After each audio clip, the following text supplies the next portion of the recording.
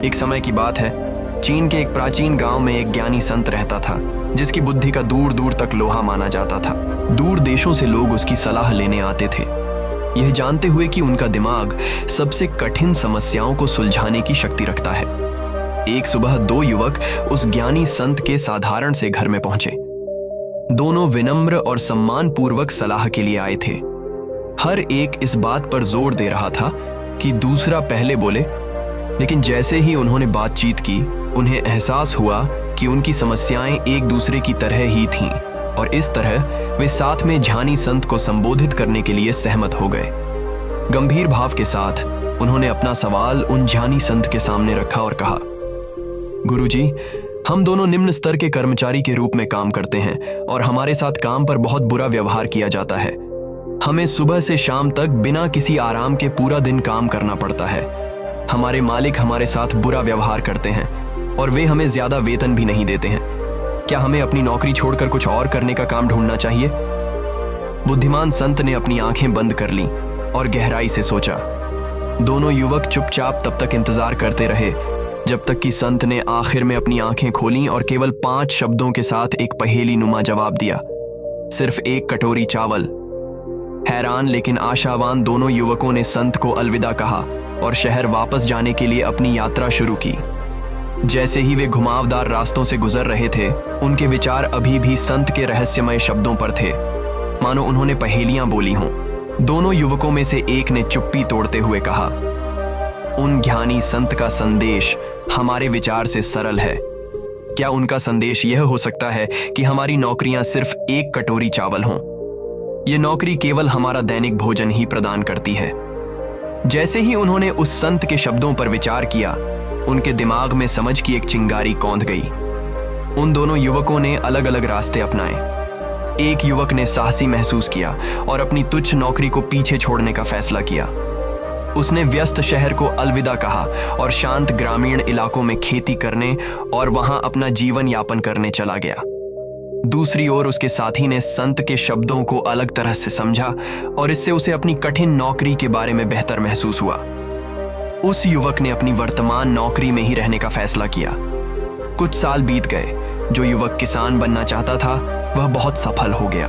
उसने शहर में प्राप्त ज्ञान का उपयोग करके शहर से सबसे अच्छे बीज आयात किए और पूरे क्षेत्र में सबसे अच्छे फल और सब्जियां उगाईं। लोग उसे एक विशेषज्ञ किसान के रूप में जानते थे और निश्चित रूप से उसने बहुत सारा पैसा कमाया। दूसरा युवक, जिसने नौकरी नहीं छोड़ी थी, उसने भी अपने जीवन में बहुत तरक्की किया। वह एक बिल्कुल नया व्यक्ति बन गया। उसने अधिक जिम्मेदारी ली और कठिन कार्य करना शुरू कर दिया जो दूसरे करने में हिचकिचाते थे। उसे साल दर साल पदोन्नति मिलती रही जब तक कि वह कंपनी का मैनेजर नहीं बन गया। एक दिन वे दोनों युवक अचानक एक दूसरे से मिले। उन्होंने एक दूसरे से बात की और अपनी कहानियां साझा की। उन्होंने देखा कि उन दोनों ने अलग अलग रास्तों को अपनाया था। भले ही उन्होंने संत से एक ही सलाह सुनी थी, वे दोनों अब अमीर और सफल थे, लेकिन अभी भी वे दोनों युवक ये सोच रहे थे कि कौन सा रास्ता सही था। युवक जो मैनेजर था, उसने कहा कि गुरुजी ने हमसे एक ही बात कही थी और हम दोनों ने इसे एक ही तरह से सुना। मैनेजर ने किसान से पूछा कि तुमने जाने का फैसला क्यों किया? युवक किसान ने कहा कि मुझे तुरंत समझ में आ गया कि मेरे काम का मतलब सिर्फ एक कटोरी चावल था। वह नौकरी सिर्फ मेरा दैनिक भोजन प्राप्त करने का एक तरीका था, तो सिर्फ उसके लिए इतनी भयानक जगह पर क्यों रहना जहां पर मुझसे बुरा व्यवहार होता हो? नौकरी छोड़ना मुझे सही विकल्प लगा। फिर किसान ने मैनेजर से पूछा कि तुम क्यों शहर में रुक गए? मैनेजर ने कहा कि मुझे लगता है कि यह भी बहुत स्पष्ट है। मैनेजर हंसा और बोला, मेरे काम का मतलब सिर्फ एक कटोरी चावल था, तो इतना परेशान क्यों होना? जब मुझे यह एहसास हुआ तो मैंने बुरी चीजों को खुद को परेशान नहीं करने दिया। मैंने इसे व्यक्तिगत रूप से नहीं लिया, इसलिए मैं रुका रहा और खड़ी मेहनत की। क्या उन संत का यही मतलब नहीं था? उनकी व्याख्याओं में अंतर से भ्रमित दोनों युवकों ने संत से स्पष्टता प्राप्त करने का फैसला किया। एक बार फिर दोनों उसी पहेली को सुलझाने के लिए तरस रहे थे। संत जब शाम को लौटे तो उन दोनों युवकों ने उनसे एक बार फिर पूछा। उनकी आवाज जिज्ञासा से भरी हुई थी। कृपया गुरुजी, हमें बताएं कि आपकी सलाह से वास्तव में आपका क्या मतलब था। हम आपके द्वारा कही गई बात से भ्रमित हैं। शांत चेहरे के साथ संत ने फिर से अपनी आंखें बंद कर लीं और गहराई से सोचा। जब उन्होंने आंखें खोला तो उन्हें एक छोटा लेकिन महत्वपूर्ण जवाब दिया। फिर से केवल 5 शब्दों का उपयोग करते हुए संत ने कहा, केवल विचार का अंतर। अब आप में से कुछ लोग सोच रहे होंगे कि यह कहानी ठीक से समाप्त नहीं होती है। संत ने यह नहीं बताया कि कौन सा रास्ता बेहतर था। क्या इससे कहानी अस्पष्ट हो जाती है? हम इससे कैसे सीख सकते हैं? इस कहानी से हम जो मुख्य बात सीखते हैं वह यह है कि इस दुनिया में कुछ भी निश्चित नहीं है। संत के 5 शब्दों को सुनकर 2 युवकों ने बिल्कुल अलग रास्ते अपनाए। एक ने अपनी नौकरी नहीं छोड़ी और दूसरा नौकरी छोड़कर गांव चला गया।